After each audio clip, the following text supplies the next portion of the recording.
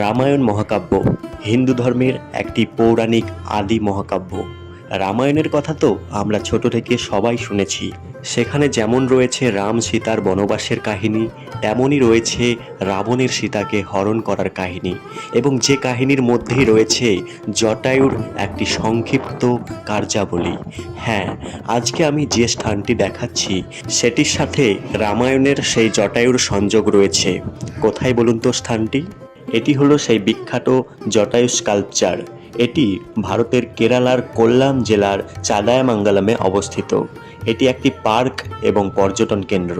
এটি গড় সমুদ্রপৃষ্ঠ থেকে 1200 ফিট উচ্চতায় দাঁড়িয়ে রয়েছে।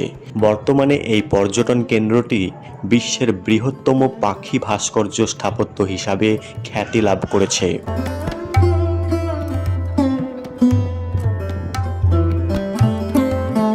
রামায়ণ মহাকাব্য অনুসারে জটায়ু ছিলেন একজন অর্ধ দেবতা, যার রূপ ছিল শকুন।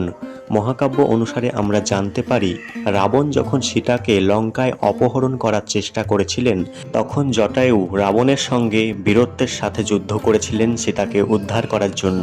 কিন্তু জটায়ু বয়স্ক হওয়ার কারণে রাবণের সঙ্গে যুদ্ধে পরাজিত হয় এবং রাবণ তার ডানা কেটে ফেলে দেয়। জটায়ু তখন চাদায়ামাঙ্গালামের পাথরের উপর পড়ে যায়। রাম এবং লক্ষ্মণ যখন সীতার সন্ধানে ছিলেন, তখন তারা আঘাতপ্রাপ্ত এবং মৃত জটায়ুকে সেখানে দেখতে পান। তখন জটায়ু তাদেরকে রাবণের সাথে তার যুদ্ধের কথা জানান এবং বলেন যে সীতাকে নিয়ে রাবণ কোন দিকে গেছে।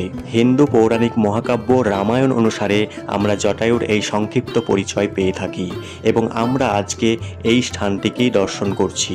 চলুন আমরা জটায়ুর সেই বিখ্যাত স্কাল্পচার বা স্থাপত্যটি চাক্ষুষ দর্শন করি।